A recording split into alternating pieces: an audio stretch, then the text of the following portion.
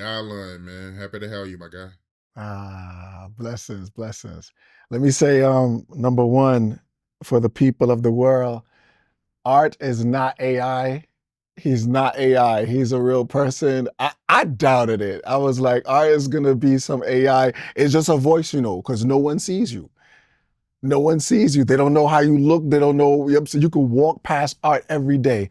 Ladies and gentlemen, he is not AI. He's a real person. Big up yourself, man. Bless up, bless up. What's going on? Yeah, I'm definitely a real person, man. Yeah, I'm definitely a real person. I see it. I see it. I see it. Bless up. So for the people that's unfamiliar with you, let the people know who you is. Well, my name is Dylan Dili. I am. I represent for the Caribbean. I represent for New York. I represent for musicians. I represent for the millionaires. I I've been doing music for a long time. I Yeah, because there is a lot of people that don't know who Dylan is. As a matter of fact, it's to the point I've seen comments of people that said he's a real person. like like Dylan is actually a real person. So yeah. So yeah, um a father, a husband, a cousin, just a millionaire man. You know what I mean? Just Dylan is Dylan. Matter of fact, fuck all that. This is something else I needed to address. Because the last time I was semi-viral,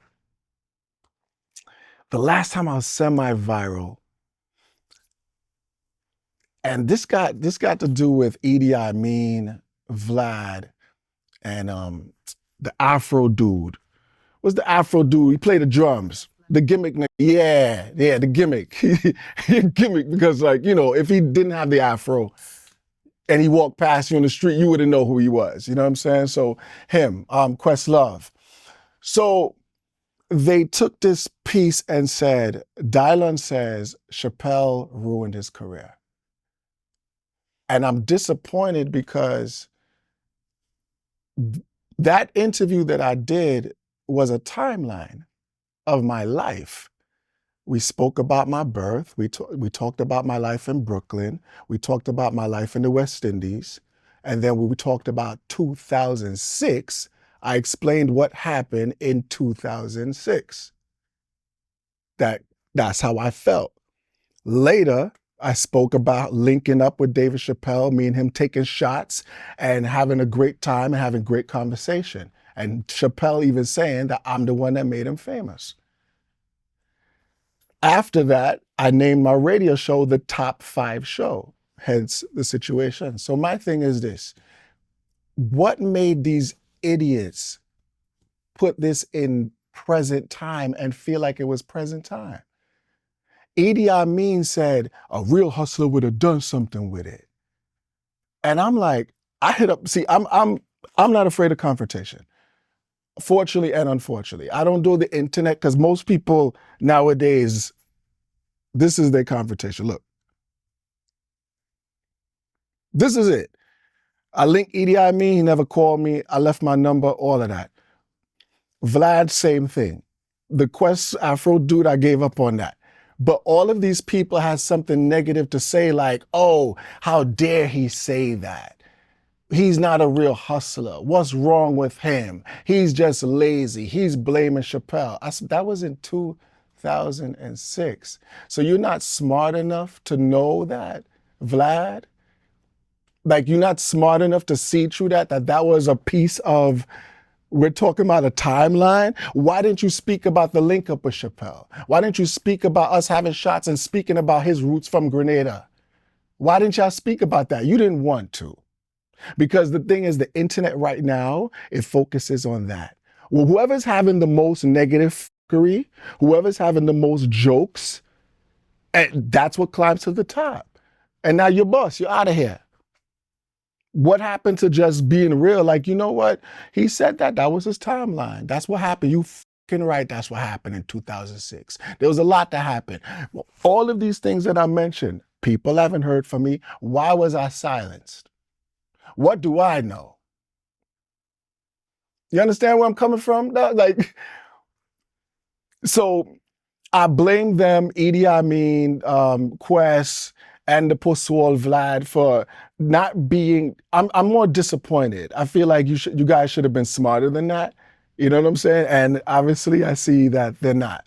They're not. You know. So yeah. Speaking of that, right, Dave Chappelle, give me more clarity on that. Like, what's the issue between both of y'all? Because I know he did the skit, but I never understood like where everything went wrong between both of y'all. I give you the brief thing. If it wasn't good, I wouldn't name my radio show after it. My radio show is called the Top 5 Show on Fubu Radio every Sunday from 10 p.m. to 12. You know, I think Chopper explained that whole situation. You know, so, but I will say that But I want to hear number it from one is you. I hilarious. want you to speak on it. Yeah, well, all right. For me, the joke itself is hilarious and it's timeless. It has put my name in pop culture forever. That is timeless. That is timeless, as my family would say. That is timeless. And I don't want to say but, and if your intentions when you created the line and created the joke, if your intentions were positive, then why no linkage since? Why no meetup? I've tried when I was younger, not nowadays, because I could care less.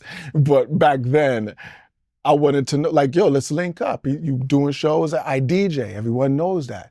I DJ fets, I DJ bacchanal, I DJ backyard parties, I DJ weddings, I DJ clubs, I DJ events for 2,500 people. You understand? I was a Ciroc Boys DJ and a Ciroc ambassador, all of that. You know, taking the brands, but we're going to speak about that as well. The fact is, damn, I can't DJ to open up. You can't even link up. Like, I need a drop. Hey, this is David Chappelle listening to Dylan Dili on Fubu Radio. Like nothing.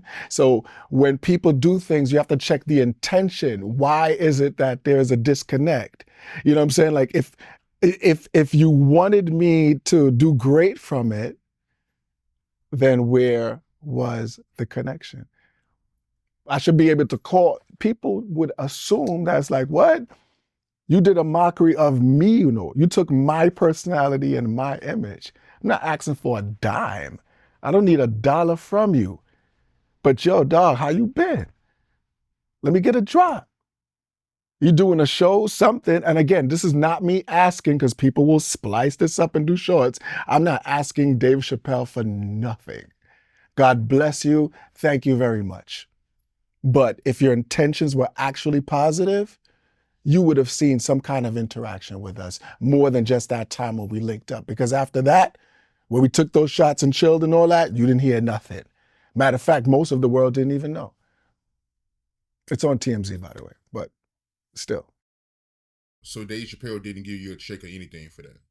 A lot of people say that he owes me a check for that. A lot of people, I personally don't feel that way. I feel like you owe a conversation. You owe a sit down.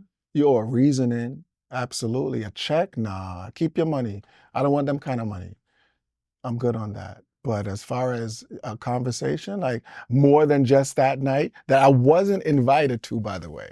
He was performing in Brooklyn. That's my hometown. I'm Flatbush to the, you know. So I had to pull up when you were in my place, you know, and I pulled up and still nothing. You know, we spoke really quick. I asked him what made you do that? He's like, yo, I had to, man. My grandmother from Grenada, man. And, you know, I had to make up that whole thing, you know? And I was like, okay.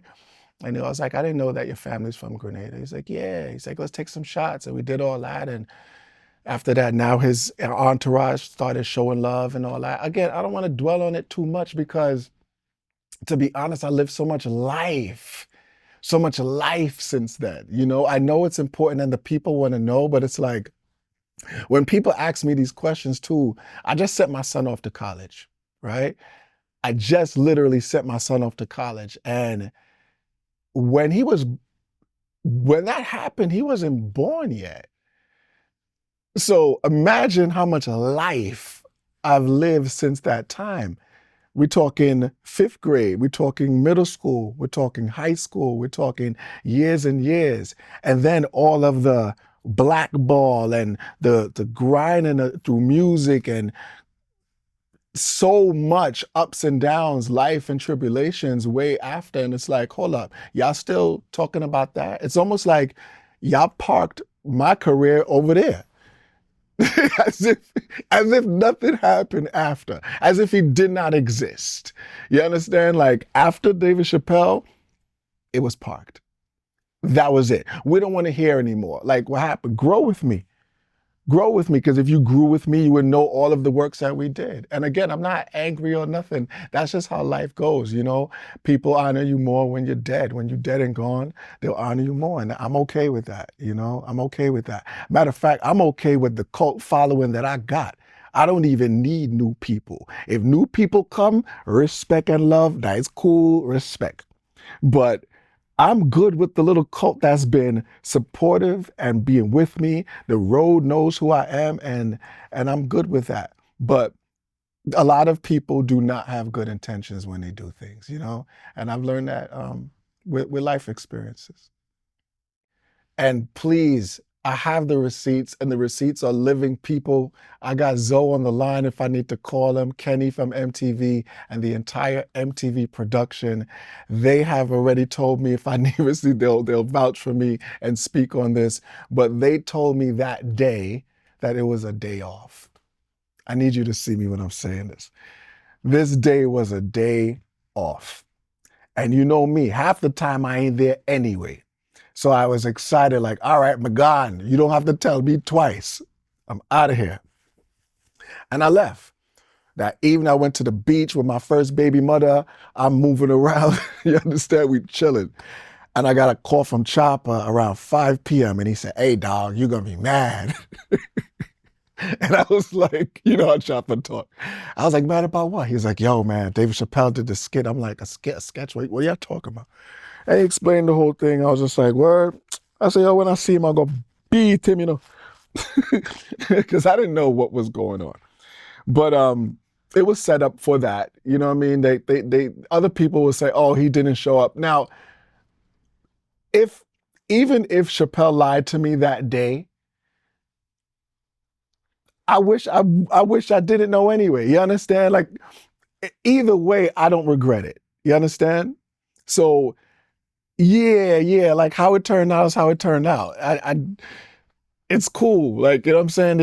If people feel like I didn't show up and they just decided to let's choose Dylan, okay. If you want to be that simple, that you can have that idea, okay. But MTV crew definitely told me, look, you have a day off and you can make some moves. So I was like, cool, peace, I'm gone. You have to remember these times, most of the time, I wasn't around. I seen a lot of free. I seen a lot of effery going on. I did see through a lot of things, and I chose not to be there because it was a very unhappy place for me. Even though it was at the height of our careers, that's that's an illusion. That's what people think careers are. Like careers, like the height of your career is when you're the most happiest. So I don't know what they talking about. But I was and I remember like my cousin Mr. Miyagi, Cornell, and the people that I was around, you have to remember this was being filmed in New York. And the people that I'm around, these are people that are associated with Haitian Jack. These are people that knew the hustler Jay-Z when Jay-Z was actually hustling.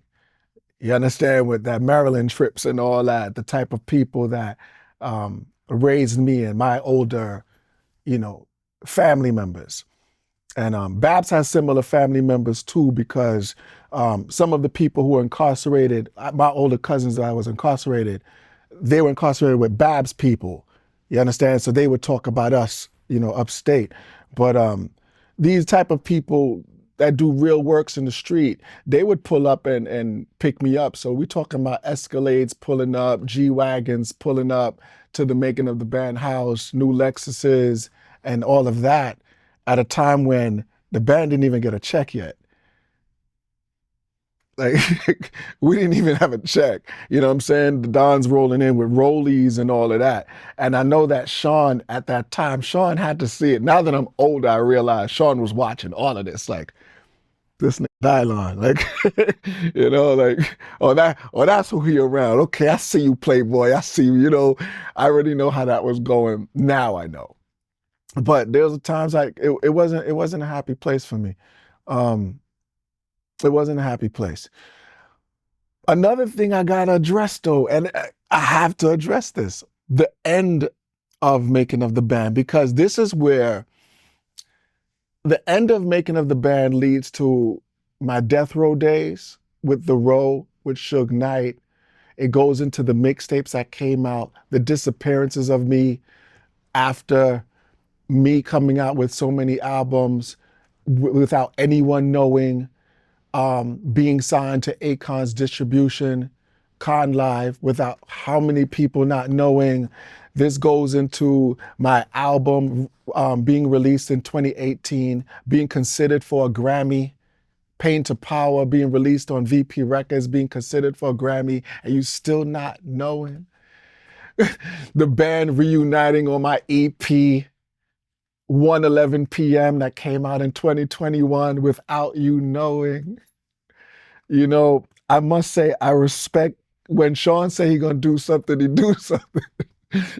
I remember beefing with Sean and we made peace after that. But I remember beefing with Sean and he said, you know what I'm gonna do? Because I had real beef, real war with Sean. Not because he's incarcerated, like some of you. You see, there's a difference. There's a difference between us. Some of you, you know what we're gonna call this? We're gonna call this interview Common Sense. 1 + 1 = 2. That's what we're gonna call the interview. 1 + 1 = 2. I'm a man, I'm simple. I'm very simple. I'm a man that feels like this. If I have a problem with you and you've done something immoral, disgusting, negative, or disrespectful to me or around me, I address it at that time. I am not waiting 10 years, 20 years, or when you get incarcerated to come out and say, hey, you know what he did back in the days. Y'all need to stop the foolery. 1 + 1 = 2. I'm a simple man. It's either we have maybe got too accustomed to cowards living and doing this internet thing. Again, Tupac's spirit is in the building, and I ain't Tupac, but the spirit of realness is here. Where I come from, in my island, West Indian people, or my block in Long Island or Brooklyn, East Flatbush, 50s, if you have a problem with somebody, you came back to the block and said, yo, so-and-so did something to me. I'm gonna say, then what did you do? And where is he now? Why is it that everybody and their mother have something to say 20 years later or now that the man is incarcerated? I'm not beef with no man in jail. Y'all really did this. And I blame you, mighty no man. I get away. You're not getting away. Because I blame you because you are giving these people a platform to talk about stories that they should have handled then. Your boy Gene, respect to Gene. He is so entertaining. He is so entertaining. Gene, oh Gene, you are 7 foot tall and 300 pounds. Gene, why is it every week you have a new story about what they did, but didn't have a story about what you did that day? I have stories of what I did that day. That's why you didn't hear from me for 20 fucking years. And guess what? I have my integrity to this day. Let's go examples. Today is called Common Sense. 1 + 1 = what? 2. Let's say because I was thinking about this. And these shades from Can't Relate. I want to put them on and support, but the sweater's here. Anyway, let's say you at Diddy crib and you wake up. Let's say, allegedly, you wake up and you feel like your body been violated. You think your body been brutalized. You feeling it's kind of oily. Something is wrong. You waking up, nobody there. You in the bedroom by yourself. You like, oh, something happened to me. I was drugged. You in the house. You know it's a kitchen? You mean to tell me there's a kitchen? You know what's in a kitchen? A knife. Let's keep, wait. All right. You know what is longer knife? You know what is hot oil? Hot oil? You know what I'm talking about?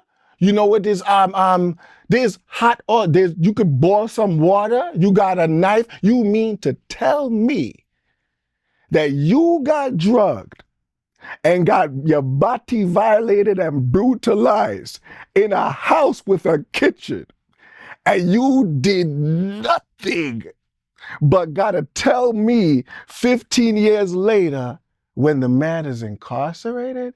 I don't believe you. I don't believe you. I don't believe you. I don't believe you. I don't believe none of you. Because, and let's keep it real. These are black people we talking about, people of color, brown people, right? So you don't have a hothead cousin? You know every black person got a hothead cousin? You know every one of us got that headless cousin or that headless person on the block like, yo, if they with you, just call me. Everybody has a big brother or a crazy cousin or somebody on the block that you can go to and say, hey, I mean, everybody has this. And you telling me that not only did you not do it yourself, but you couldn't tell the headless cousin that with the big brother figure, the goon that's on your block, everybody got a goon. And you couldn't tell the goon to go handle that. I don't believe you. I don't believe you. Again, you haven't heard from me. The majority of the people, the larger demographic of your platform, knows who Dylan is. But a lot of them don't know half the works that I just mentioned. And I'm okay with that. You know why? I have my integrity.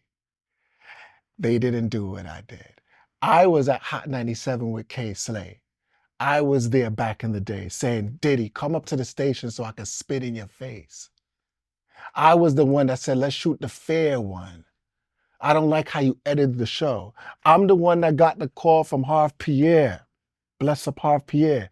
And Harv Pierre said, you sure you want this? And I said, yeah. I said, Harv, I love you. But he disrespected by the editing. He made it look like he kicked me out the house. And he did. I'd never seen him. I was picked up by my cousin Miyagi. You edited that bad. And I was pissed. I'm young. You have to remember we kids. And I wasn't taking that kind of shit, you mud. So I'm like, all right, let's go. It's on and cracking, and it's time for war at this time. See, you gotta say at this time because then the puss was like Vlad and them, and they're gonna start taking shots from art and doing stuff like they did before. Because they love the negative side. Like, oh look, he's beefing with Diddy. How am I beefing with Diddy when Diddy texted me before he went to jail? We'll talk about it. Anyway, I was the one that went to war. Yeah, like it was actual war. And Sean told me, Mr. Sean Combs, brother Sean said, if you beef with me, I'm gonna tell you what I'm gonna do. I'm not gonna say nothing. I'm not gonna respond. I'm not gonna say a word. And he said that you're gonna have a one or two interviews, and you're gonna be hot for a second, and then you're gonna fizzle away. You're gonna just fizzle away and disappear. Because no one's gonna want to work with you. And sure enough, I came out with so much music, so much work. I was like, the only person that's gonna rock with me is Suge. And the Suge story, there's 3 chapters to it. So I don't even know where to begin because I was signing to the row. And I remember saying, and this was the row. Corrupt was there, Crooked Eye was there, all the family at that time. And I was signing to the row. And me and Suge, I spent a month over there. And Suge was ready with the contract. I remember Crooked Eye like, yo, you're gonna get $50,000, a death row chain, and a car. I said, boy, that's more than I got at Bad Boy. I said, so let's go. I said, I'm happy for this. I'm very happy for this. And you know, me and Suge was in the office at this time, I remember, and even that, blessed love to Suge, you know what I'm saying? He showed a lot of love. I remember being amazed that I had his number because at that time, you didn't have the CEO's phone number. You couldn't have, Sean Combs' number direct. You had to go through assistants and all that. The same assistants that's snitching on you and going to court and talking crazy about you, right? Right. The ones that were guarding the gates and didn't want me to get any kind of food because y'all so bad boy. And now look at y'all. There's so many levels to this. There's so many levels. But Suge, the crazy part is, before the band started, I told you I was DJing. And while I'm DJing, I came out with a CD called Calm Before the Storm. I'm not going to stay here too long. But I sent my demo to a few places. I sent it to Jive, I sent it to J Records, I sent it to Death Row. When I got chose for Making of the Band, before it even aired, while we're filming Making of the Band, I called my mom on the phone. Now, the MTV phone was recorded. And I called Mom. I said, Mom, what's going on? And Mom's like, you have a a phone call from them people in the West Coast, you know. I don't want to say it over the phone. And I'm like, yeah. Suge was calling. Cedric and Suge and the family at the row at the time was calling while I was on Making of the Band. So I left the house again. I left the house and I went on the train and I took the train home and I was just like, yo, and I called, we organized a call and Suge called me. And I was like, that was the first time we spoke. And I was like, yo, I'll go on. He was like, yo, what's going on, man? I said, yo, you ain't gonna believe me when I tell you this. He was like, what? He's, I'm ready to sign you. This is before it's even aired. Suge was ready to sign me before it even aired. And here's the crazier part, because I have a lot to say. Before Suge, the first person that wanted to sign me is E-Double, Eric Sermon. Eric Sermon and Def Squad was the first person to say, I respect your talent, I see what you're doing. Because the music at that time, what I was cooking up and giving to the people was hip hop, but with patois. You know? See, people are like, well, where's his accent? And is he Jamaican? And is he this? And he's that? And a third. We came up from a school of selectors in New York City. And no matter what country you were from, whether it was Trinidad or Grenada, you sounded Jamaican as a dancehall artist. Moving forward, when I got on Making of the Band, people from Bad Boy and my inner team, people that were part of the team at the time, so Bad Boy team and my team and a publicist were telling me, listen, anytime you get in front of that TV, talk pure Jamaican. Do not talk English. And I'm like, why? Why do y'all want me to do this? And they said the reason why, because it's a super group. You have these kids coming from different locations and you have to represent in a major way. So you have Chop talking from New Orleans. You have Babs being Brooklyn. You can't have two people talking Brooklyn. You already are from the West Indies. Yeah, we know you plant corn already. Yeah, we know you really from there. You went to Hillsborough Secondary School. Yeah, you climb mango tree, all them something there. We know you really West Indian, but please just talk like that right through. So that was a stigma. And I remember people saying like, well, is he Jamaican? Is he this? He's forcing the accent, you know? And I'm like, this is what I was asked to do. And I didn't have a problem with that. You know, I had to crawl so Safari could walk. You know what I mean? So there was no Sean Kingston at this time. There was no Rihanna. Riri didn't even come out yet. This is before Rihanna. There were no Caribbean artists representing on a every week level for 3 years being seen by that many people. So when they said just talk yardie, I said, all right, then fine, here we go. Here we go. But I am absolutely a proud West Indian American, and that's how that go. So my style was hip hop with patois. And I was giving them that, respect due to KRS One, respect due to Duck Down, respect due to Cardinal Official. Even though Cardinal Official later on, after the TV show, Cardinal Official, I linked one of our mutual friends, and I said, yo, we have to link up. I want to do a collab. And he wrote back, we're not in the island thing right now. These are people who I had high respect for. Why?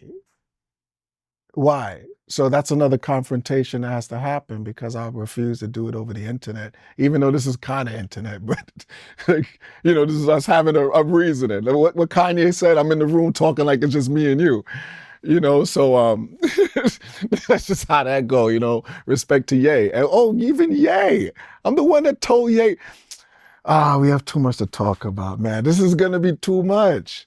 This is going to be too much because now we just bouncing all over the place. Big up to Ye. I approached Ye and I said to Ye, listen, what you did on that Blueprint album is amazing. I need you to do the whole entire The Band album, please.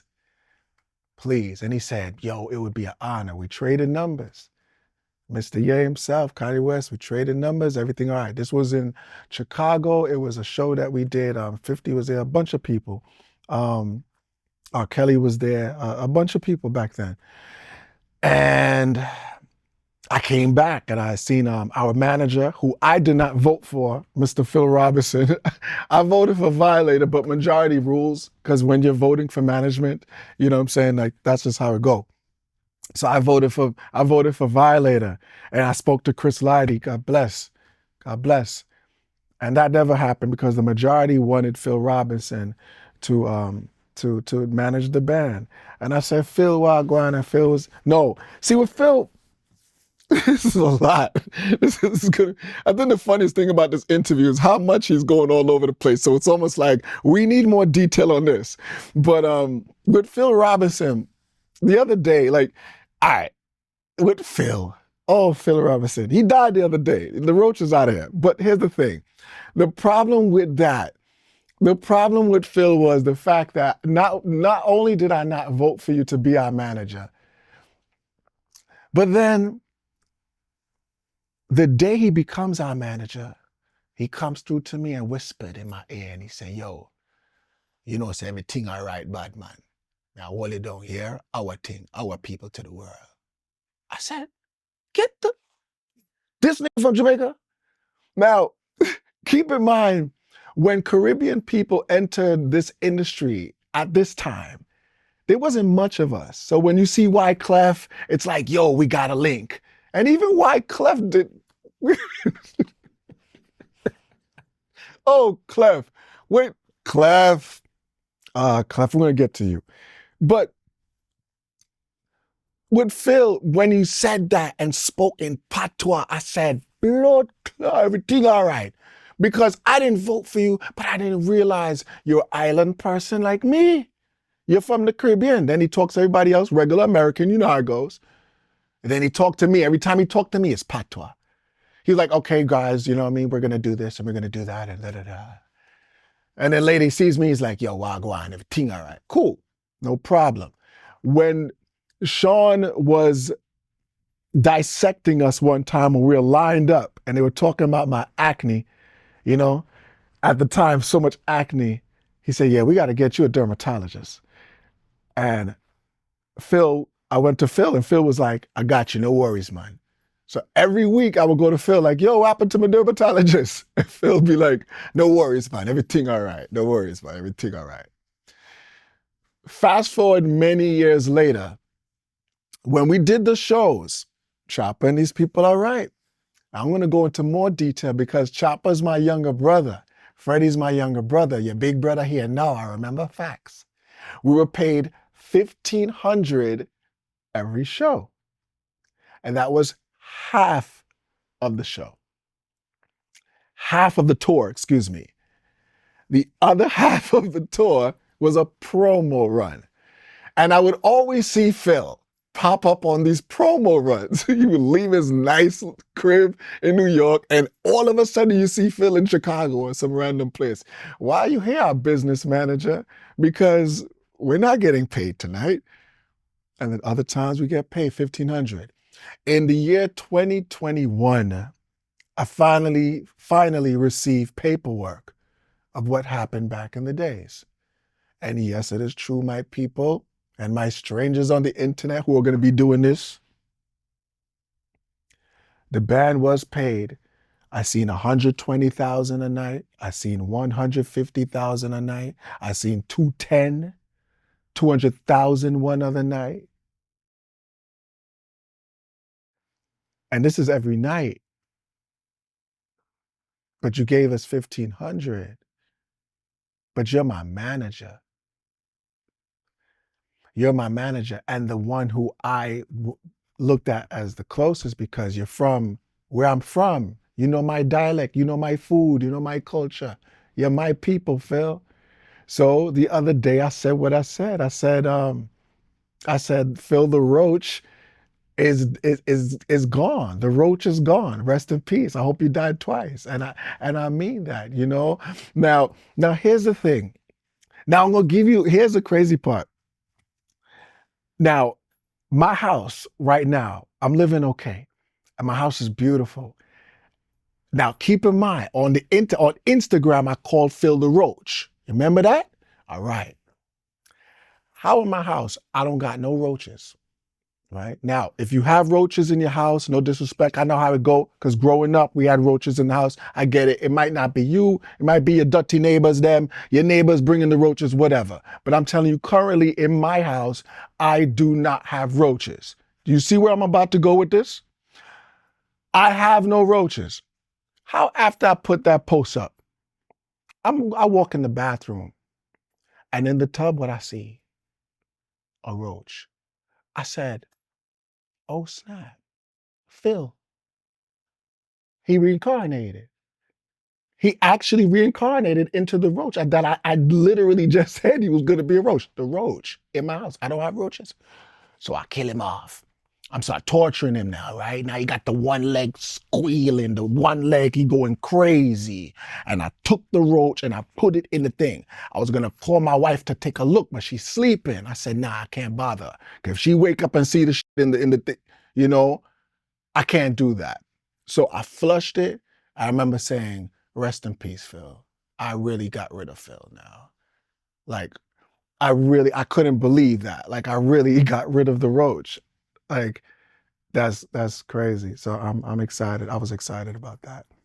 And so again, Phil told me, nah, he said, who, the guy from Rock? He's not going to be nobody. Yay, I will say this, Yay, if you watching, man, there's a lot of people that doubted you when I believed. I was like, yo, I already know where he's going. I see a lot of artists, a lot of producers. I know producers right now that were producers who are artists now, and I told them they're gonna be the next thing. And I told them in their face, I don't get thank yous for that. I don't get no acknowledgement for that, you know. But yeah, I believed in Ye early. And the people who did not believe are the ones who was riding his cocky for years and years and years to come. And it's so crazy to see the hypocrisy of people that do that, you know? So let's go back. The style was hip hop and patois. When I signed and joined making of the band back then, that was the style. Later, they said, no, talk all Jamaican right through on the screen. And we need you to be more Sean Paul. We need you to be like Elephant Man at the time. We got to wear bright colors. As if Caribbean people running around with big mangoes on the shirts and red, gold, and green. They had me red, gold, and green, everything bright. They had to be, because you had to be the Caribbean representative. And I'm not happy with that. I was upset that every time I tried to give them the original style that you actually signed me for, a year later, now you want me to do something else. and I'm not with this. This was a musical decision at first, you know? And I parted ways with the situation. And then when the editing came down, that's when I went to war. I went to war. So not only am I not happy musically, because I mean, that's the whole point, right? You're an artist. You're supposed to breathe and feel free as an artist. So I said, no, no, no, no, no. I'm done with that. So I went to war. I'm tired of holding these. So I'm not hiding the windows of my soul. To my spiritual people, because I know there's a lot of spiritual people that's watching, I am an Aquarius. I am an Aquarius. And I'm a Sagittarius rising. And I'm a Cancer moon. I am a Cancer moon, fully and true. So my spiritual people, they fully understand that I don't have to explain to them no more. As far as my people who don't care about none of the signs, I'm really, really New York and West Indian to the core, and that's just why I am the way I am. I'm very confrontational, and that's it. But when it was over, I went to war with Sean from 2005, like I said, when the death row deal couldn't happen because of a cease and desist letter that we received. And Suge said, when the cease and desist is over, I got you. Blessings to you, Suge. But 2005, I went to war with who you call Diddy. I went to war with Diddy 2006, 2007. The Chappelle joke didn't help. 2008, 2009, 2010. I'm still at war with Diddy. 11, 12, 13, 2014, 2015, 2016. Where were you? Where were you? Where were y'all then? The only people that I seen that went to war with and were confrontational with Sean at these times is me and the Locks. And you see my outcome. Where were you? Where were all of these people who are so anti-Diddy? Oh, I forgot. You were too busy trying to get into the white party. You were too busy. You were too busy. Y'all were too busy. No one cared. No one cared. And we talking World Star. It was like we were dropping, me and Mazio, big up Mazio. Me and Mazio was dropping videos 2 times, boom, twice a month, 2 times a month, boom, drop another one. Mixtape after mixtape. I don't even want to begin with the names of it. The Reborn mixtape, the Spit Hot Fire mixtape, the music will Let the Music Talk mixtape. That was in 2012. There were so many different projects, so much different music. You didn't gravitate to it. Where were you? You were dancing, right? You were following him, right? I was still at war with him on site. This is an on-site situation at this time. On site. Every avenue was shut. So I go. That's life. And that's a long time. But now, all of a sudden, everyone wants to go to war with him. Now, wait. There was a guy named Doug Cash. And Doug Cash, he invited me while, again, I'm at war with this man. So you're not hearing from me. You understand? I'm trying my best. I'm trying to call links. And for the record, Sean never blackballed me, you know. Sean Combs never blackballed me and said, you know what, don't play his record. You didn't want to play my record because of, if he's not working with Sean, I can't do it. I had Jay-Z's A&R when Jay-Z was at Def Jam and he was the president at Def Jam. I had an A&R friend of mine who worked with Jay-Z and gave Jay-Z the new music, not that making of the band foolishness. No disrespect to our album, but the real music. The music that's similar to the EP 111 PM. You know, when you type in 111 PM, the music that sounds like that, very solid, that I take very serious. That Jay-Z said to the A&R after listening to my music in 2005, the quote unquote from the A&R, he said, damn, I actually like his music. I'm sorry that homie got a bad card dealt to him. I can't step on Puffy's toes. I'm not going to do that. And this was everybody. Because remember, we know everybody. You can tell from the Chopper stories. You know how many stories I have with artists? We know everyone, especially in this time, and everyone knows us. So imagine how much people I linked and tried to link, how many labels. We go on and on, from Disturbing the Peas to Def Jam to, I mean, it goes on and on and on and on. No one wanted to do it because even if they liked me or liked my talent, if Sean's not working with you, how come? It's just common sense, though. I'm not even blaming them. Please understand that. This is not a bitter thing. Because again, me and Sean spoke in the last days, and we're going to get to how that happened. It's not even bitter. If you and I, Art, Mighty, me and you got into the business together around the same time, and you got your videographer. Should I big you up? You know what I'm saying? Big up to Blake. Your videographer, Blake, is here.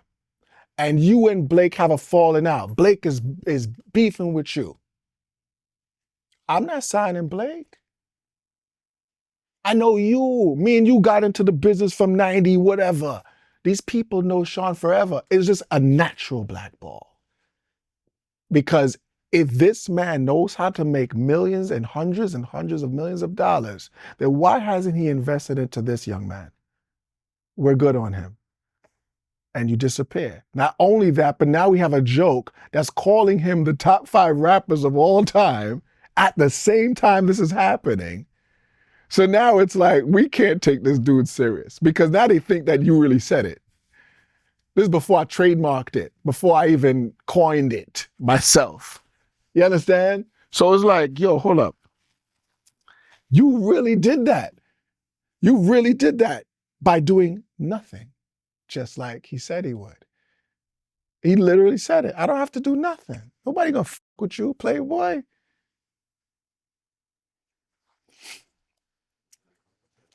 So again, when these people want to talk all this craziness, where were you? Or as we say back home, where them did they? Where them did they? Laugh for me. Where are you there? Y'all were nowhere to be found. Nowhere. And now y'all got beef for them? The irony. Now hold on. 2016 comes around and a guy named Dougie Cash. Doug Cash links me and says, hey, I want to do a collab with you and I'm working at Daddy's house, Bad Boy Studios, for those who do not know. And I said, that's where you're recording at? Now keep in mind, I haven't been there since before the beef with me and Sean. It's 2016. And I said, all right, I'll forward. You know what I mean? I'm going to pull up to you. So when I walked into Daddy's house, Bad Boy Studios, it was like, not only was the best vibe, and I remember the feeling of it, the creativity, the legacy of how much artists recorded over there and how I felt, but the people over there, they acted like me and him wasn't beefing. The people were acting like as if I was in good accord. You understand? Like everything was fine. We were good. So I was just like, oh, all right. You know I'm a hustler, right? That's how I know exactly what I'm about to do. Me and Doug Cash do the tune. You know I was in there every day recording. So now I'm using Bad Boy Studios. Now I'm just using it. Because then I'm like, hold up, you mean I could use this and no one's gonna, you can't charge me nothing because I'm Dylan? Like I'm part of the legacy that built help, you understand? So I'm excited. I said, yeah, man. I'm here all the time. I'm kicking my feet up. You would think I was Diddy in that studio. You understand? At this time, I'm kicking my feet up. I'm in the lounge area. I am chilling. You can't tell me nothing. Anytime I have a break, I'm going to Manhattan and I'm recording over there. Well, one night, there's a bunch of black cars in the front. And I go, oh, damn. I guess I ain't the king no more tonight. Because it gotta be this man, right? So again, we've been warring for so long. I walk up in the studio and in the lounge area, everybody's there and I see Cassie. So Cassie sees me and she's like, Dylan, what's up? And I'm like, yo, walk on. She's like, yo, you hungry? Wait, wait, because this reminds me, because I have to talk about Cassie, but let's go back a little bit too, because that triggered something. You're hungry. During the wartime, I'm going everywhere and beefing with this man, wherever I think he's gonna be. In 2005, myself, my crew original, my boy D original, and a few others, Mr. Miyagi, a bunch of us, we said, let's go to Justin's. Justin's was a restaurant in Atlanta that Puff owned. So I said, you know what? I can't find him nowhere. Let's just prove our point. So I'm gonna, step on his place. So we went to Justin's, and when I walked in, Kim Porter was there. Now I'm like, oh, I said, Kim is here. I said, this person, Kim, is the closest person to my arch rival, the one that literally stopped my entire food. So I said, yo, Kim. She's like, what's up? I said, Kim. I said, you know what he did? I started going off. I'm venting to Kim Porter about everything. Like, yo, him. I don't care if I see him, it's on sight. And Kim said, you know how he is. Did you eat? And I said, no. She was like, you need to eat. She was like, have a seat. I got you. I'm gonna cover that. This is in the middle of me warring and beefing with Sean. Kim said, did you eat? Like that type of caring, that type of nurturing soul. I was like the big sister you always wanted, you know? And I sure ate. I said, I'm gonna eat. And after I ate, she comes up back to me. She says, yo, you should get on the microphone. You should get on the mic. And I was like, for real? She was like, yeah. She was like, you got talent. You got to give it out. You gotta go up there. Go give them you. So thank you to Kim Porter, one of the most genuine, warm, nurturing souls that I have met. Big up to Kim Porter. Because I definitely thought that people close to him would be like, and that wasn't the case. That wasn't the case, as you can see years later. So years later, here we go. And big up to the Combs boys, you know what I mean? Who lost a mom, for real. They lost your mom, Lost your mom, and I met your mom, so bless up. That was real. So fast forward, I run up to Daddy's house, and Cassie's like, yo, she's like, you want to eat? I'm like, here we go. All your girls want me to eat. So I'm like, all right, cool. I said, nah. She's like, yo, listen, we got menus. She's like, look at the menu. Look at the menu. And I'm like, I'm good. I said, where is he? She was like, you're not gonna order nothing? I said, who is buying it? You buying it? She's like, no, I'm using his card. And I'm like, then no, because I haven't seen him in years, and I'd rather confront him before I start. I'm not eating off of, no, thank you, Cassie, respect due. So I go around the corner, and I'm with my people at that time, we never alone. And I see Uncle Paulie, his security. Uncle Paulie see me and stood up. After you pass the vault, so you walk in, Uncle Paulie see me, and he's like, yo, Guan. I said, my day out bad, man, everything all right. I said, y'all want to talk to Sean? He was like, all right, but your people got to go. I said, cool. And they left. And now it's Uncle Paulie, and I'm waiting. And I finally got to see Sean during the war. And I said, keep in mind, I'm recording at this man's studio every day. I'm using everything, right? So I seen him finally, and he's like, yo, what's up, Playboy? I said, well, go on. He said, I see you've been working. I said, yeah. He said, that's what's up. That's what's up. I said, you know what? I said, you fucked up, but I fucked up too. You know? I think we both did wrong in those situations. But I will say, this is what I'm telling them directly. And I'm like, you know what? Thank you. Thank you for even recognizing my talent and making the world know me. Because at the end of the day, 99% of the people who's watching this right now wouldn't watch it if it wasn't for Sean. You wouldn't even know who I was. So I thanked him for that. He's like, cool, cool, that's what's up. So yo, we're working on this project right now. And they were working on I think the last train from Paris, the works with Danny Kane. All the songwriters were there. So I'm in the studio with them. I seen Wagwan. I stayed a few minutes. I said, all right, cool. I left from there. I said to my boy JB, Jared Bernard, rest in peace, JB, to the Bernard family, love. I said, JB, you know what I'm about to do? I'm about to use everything connected to the Combs enterprise. You hear me? And I'm going to finally eat the food. Revolt is mine. Ciroc is mine. Aqua Water is mine. The whole entire thing is mine. And you know what I did? I said, I'm going to be a Ciroc boy DJ. When I began, after matter of fact, before that, when my album dropped, my Ciroc sponsored my album.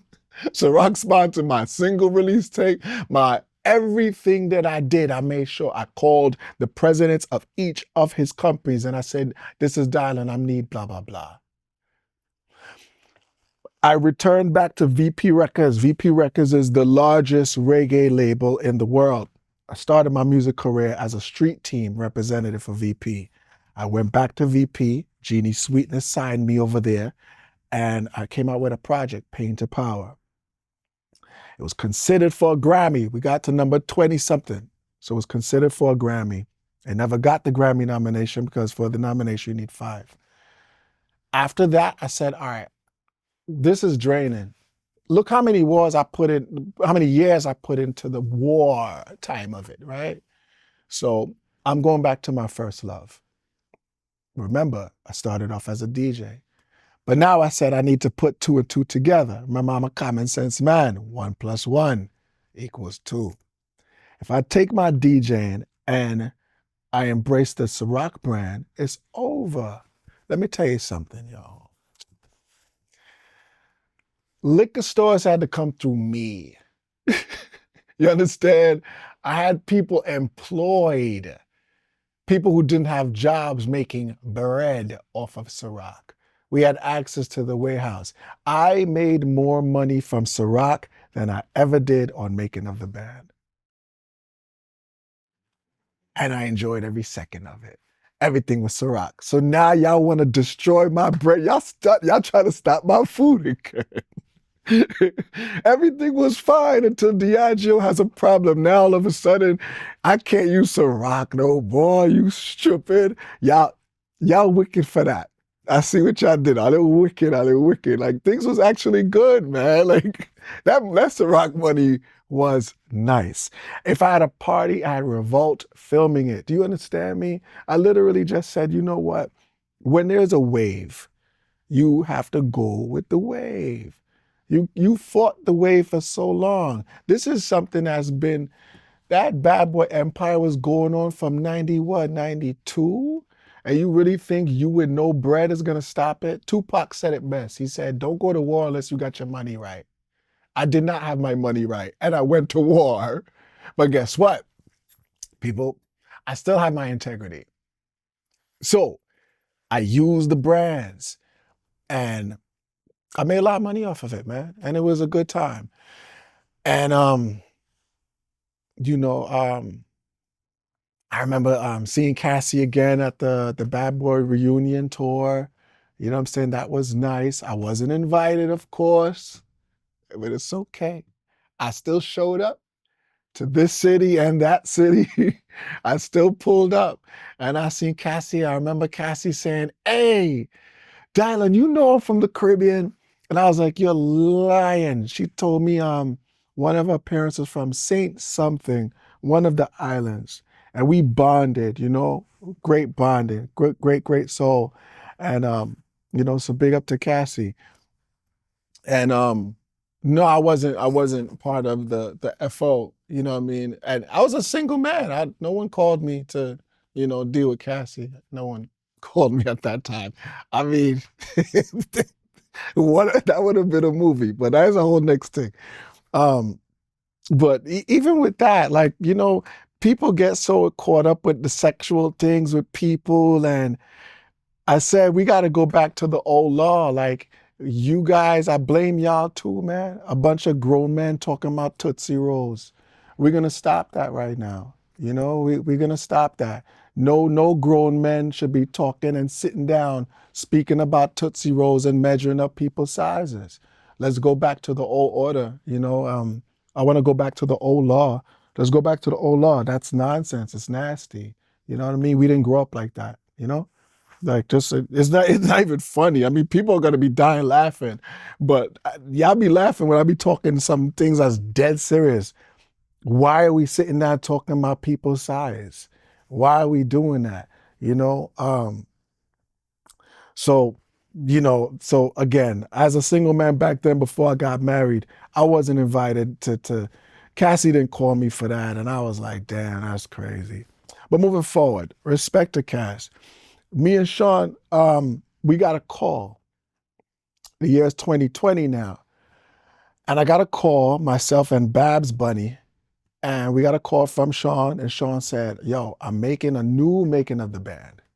At this time, some people might remember there was going to be a new making of the band, and he wanted us to be judges for it. So I was like, okay, cool. So we linked up. It was in King's Theater in Brooklyn, in Flatbush.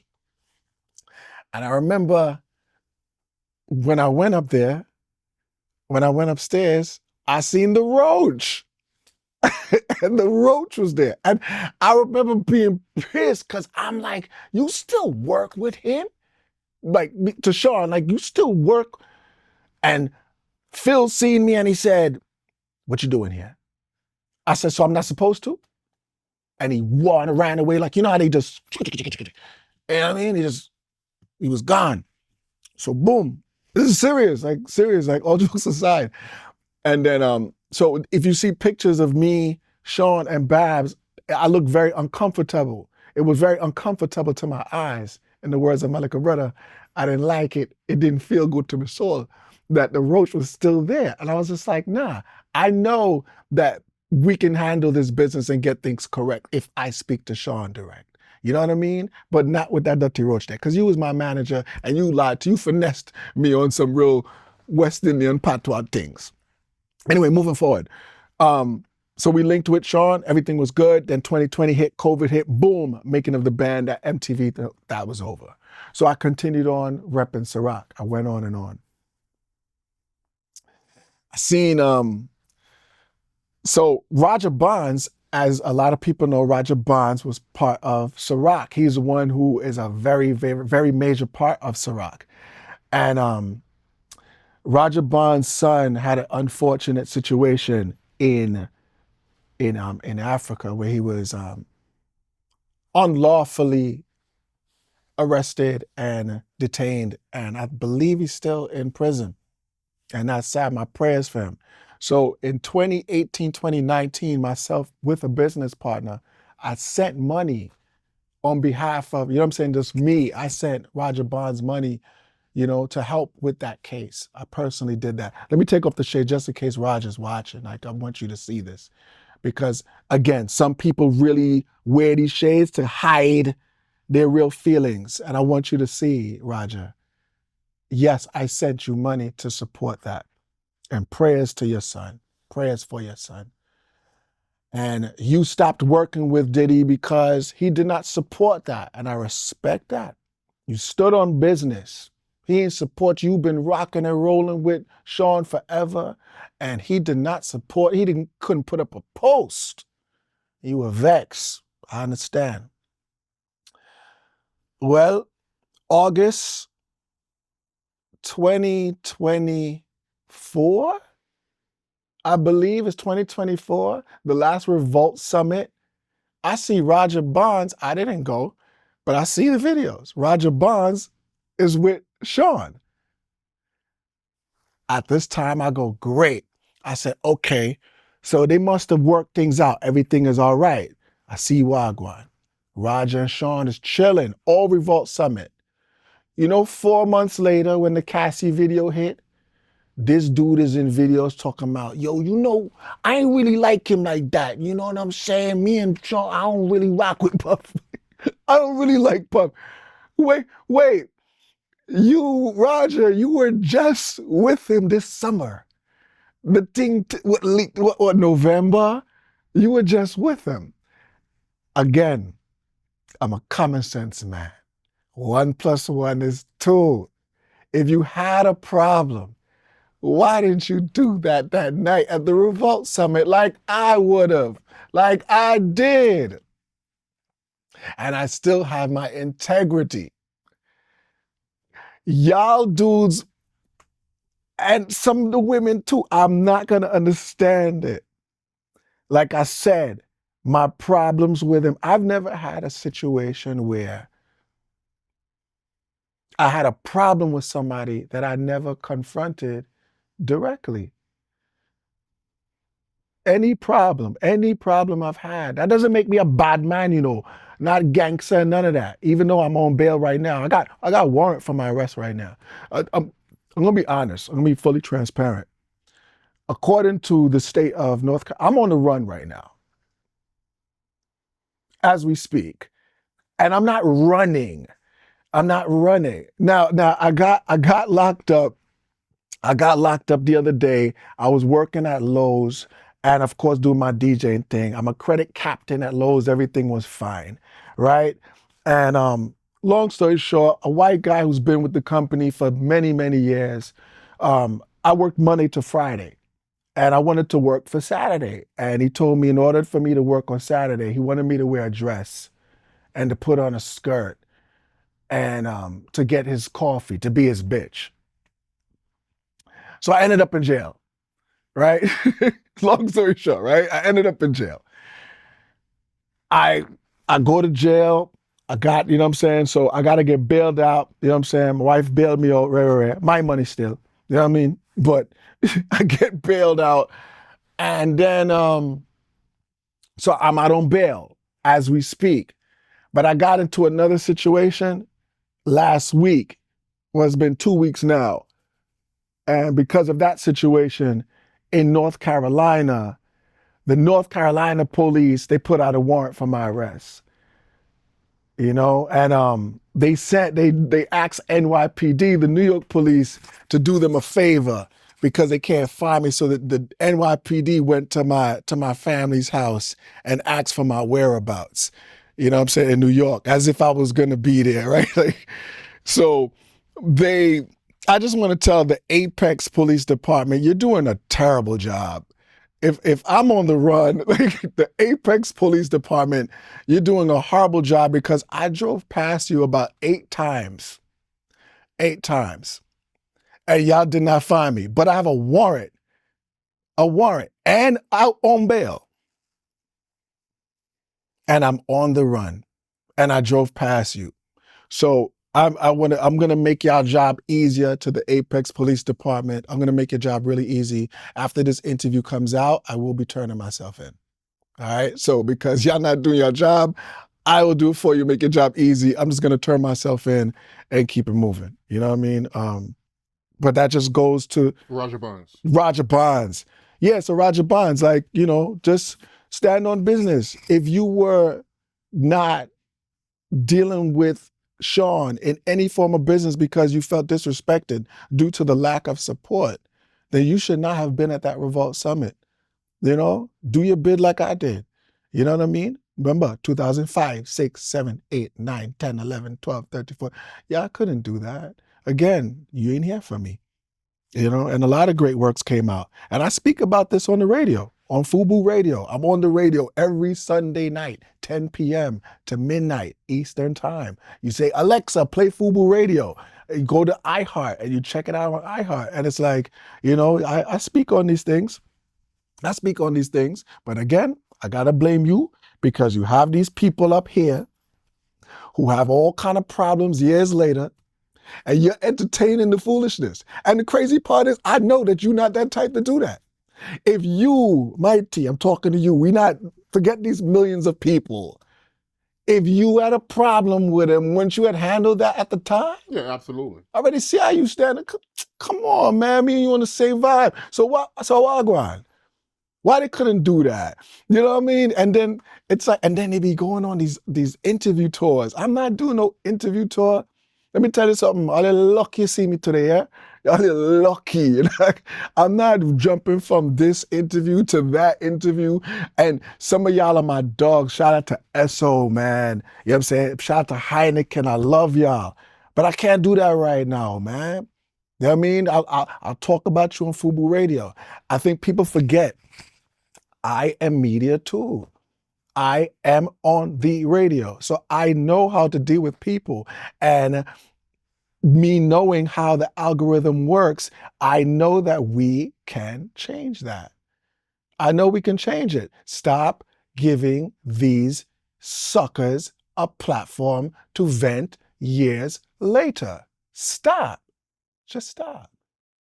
Stop. If you didn't put in no work during the time that you had a problem with him, if you waking up and your body is destroyed and you didn't go to the kitchen for a knife, if you had seen him rape people and do all these crazy things that is alleged, and you were security for him, or you was his friend, or his dogs, if you seen these things happening and did not do nothing, then let's go back to the old law. It is common sense, people.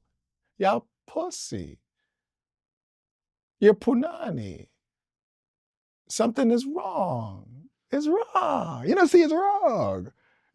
And I'm not even the gangster. I'm not just because I speak about my charges and all that, which is crazy too.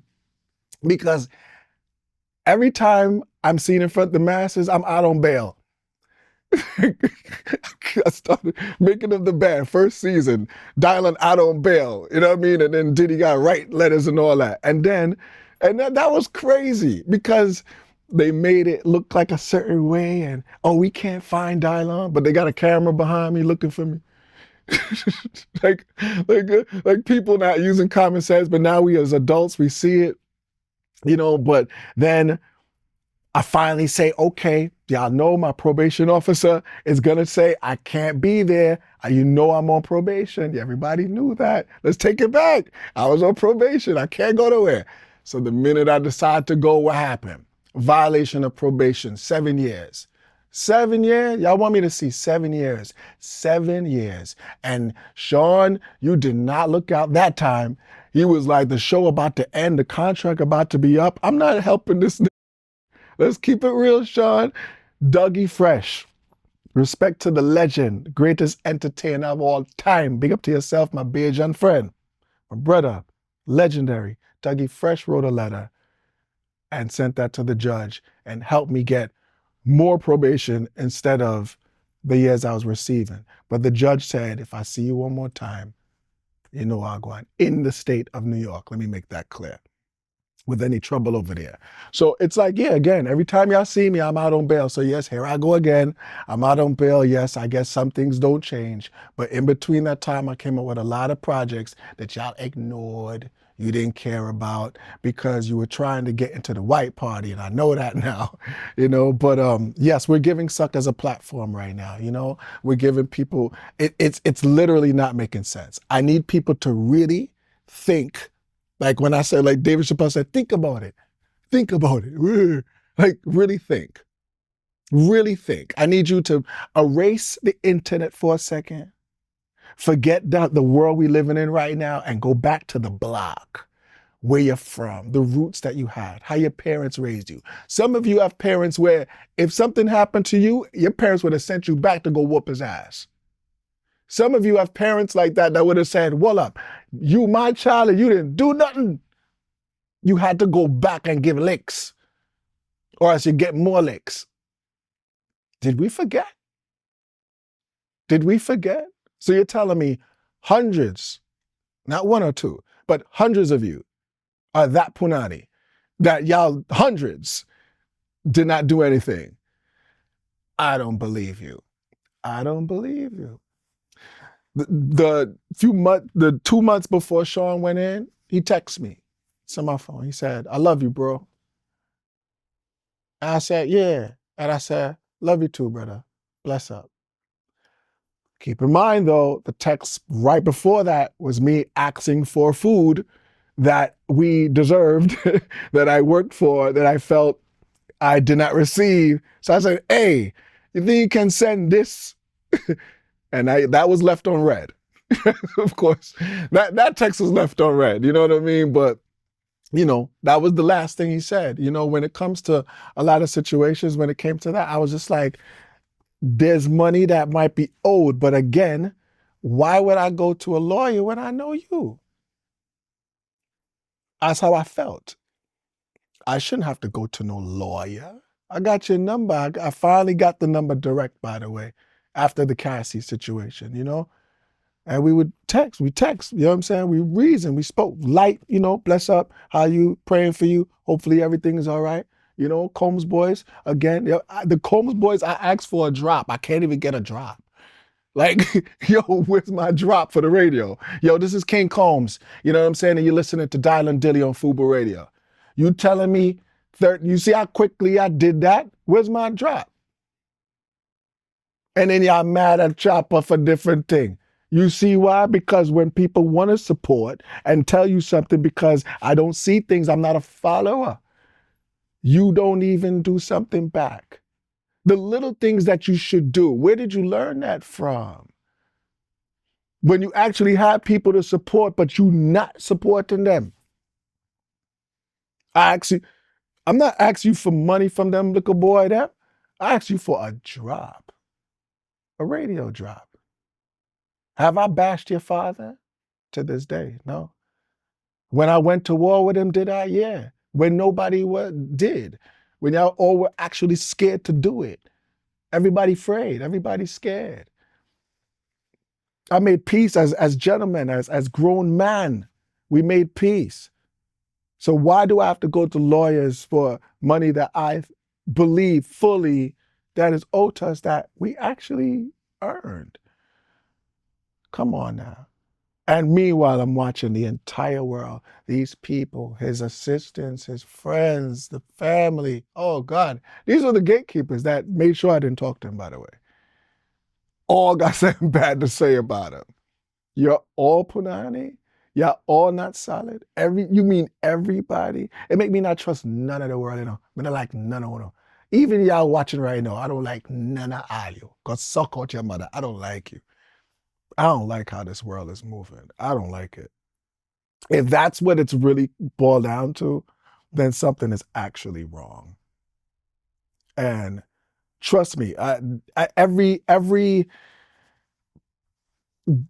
can go on and on and on.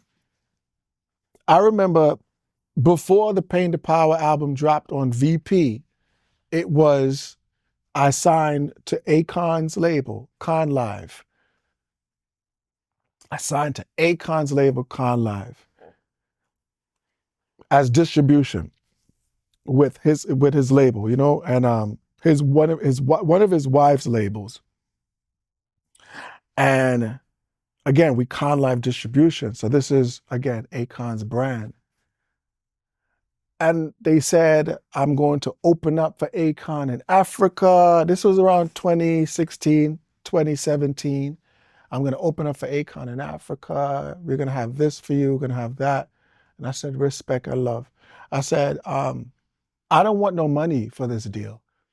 Mind you, I understand how successful that Akon is. I know Boo for a very, very long time. I knew Boo when he was driving a Nissan. Was it a Nissan? You know what I mean? So I know these people a long time. I'm very happy for Akon's success. And you know what I asked for instead of money? I said, can you announce that I'm signed to your distribution? That's it. Just announce it on Twitter. Dylan Dili is now signed to Con Live. Welcome Dylan to Con Live.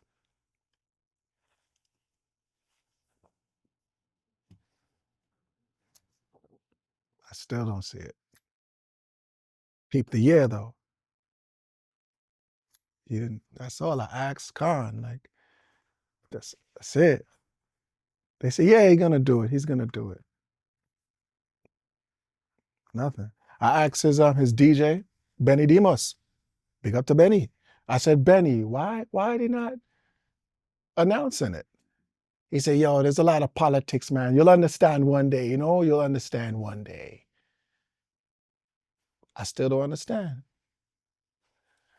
This is back then again. This is, so the things I went through, I don't have mercy for y'all. I'm sorry. I don't have no mercy for y'all. I'm sorry if your generation or your internet generation is soft nowadays, but I don't have that kind of mercy. I I really care zero about your allegations against this dude and this, that, and a third. Because I'll tell you this, anything that has to do with another man's bedroom, I stay far from, dog. Niggas is nasty. Bitches is nasty. A lot of craziness is happening. That is not my business. It's not even like, do I believe it? Even if it's 100% true, why do I, as a man, need to know what you doing in your bedroom? That's how I honestly feel. Again, maybe I don't care. I don't care what's happening in this bedroom. You know what I mean? And so at the end of the day, all of this at this moment, a lot of people ask us, what is the charge? I say this, a lot of things in this world has to do with intention. Okay? If you live a dirty life, if you don't pay people and you're doing wrong, then karma's going to hit you one way or another, correct? But but if I am the law or somebody else that don't like you, my intention is different because there's 50 Diddy's doing 50 Diddy things. You understand? There's a lot of people doing the things that you claim that he's doing. Enough of them. We could go down the list of all of them. I was working at Ciroc, taking the brand and making my good old money. And there was a falling out with Diageo. Diageo is the one that owned Ciroc, pretty much. They own several, all of the biggest brands of liquor. They own it. Multi. I think by now you guys should know who Diageo is.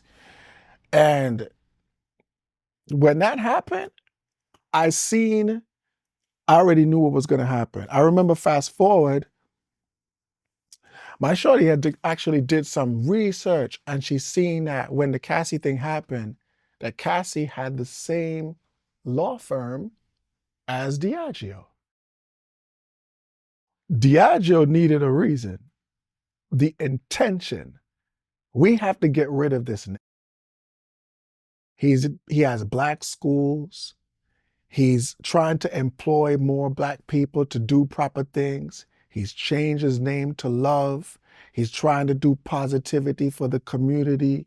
You know what I'm saying? He's trying to pay back artist publishing. He's trying. Man, wicked and we know that. But he might try. You understand? He's trying to do the right thing. But all you got to do is live dirty. It's easy to get you because we don't like you anyway. It's easy when you can't live dirty and do wrong and you can't get away with that. You know what I mean? Like you have to do things right. If you did right by people and you took care of your front line, imagine if every band member from every season was paid 1.2 million. Because as of this current filming, as of this moment in time right now, I do not have $1 million. As of this, things can change tomorrow. But as of right now, I do not have $1 million. Allegedly, we owed $1.2 million. Let's say each person had that. He had that and more. Let's just say. And you took care of that. You think when those allegations hit, we would have stood silent? Every last one of us would have been on the defense. Like, yo, no, he didn't. It's bad boy for life. Go suck out your mother. Leave him alone. You got to take care of your people.